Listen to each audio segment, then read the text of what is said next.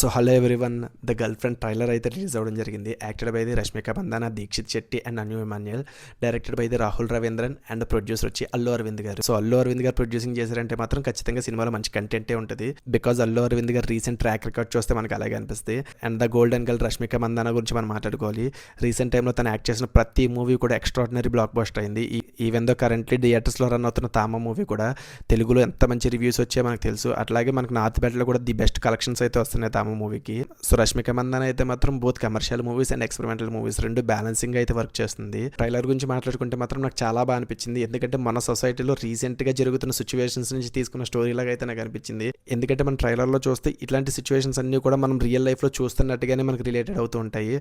And acting పరంగా కూడా Dixit Shetty acting కూడా చాలా బాగా అనిపించింది. అండ్ రష్మిక మందాన యాక్టింగ్ గురించి అయితే మనం చెప్పాల్సిన అవసరం లేదు. She is the one of the best actress in India. ఈ ట్రైలర్ చూసినంతసేపు మాత్రం నాకు ఏదో ఒక సింపుల్ లవ్ స్టోరీ లాగా అయితే అనిపించలేదు, కొంచెం కాంప్లెక్స్ లవ్ స్టోరీ లాగా అనిపించింది.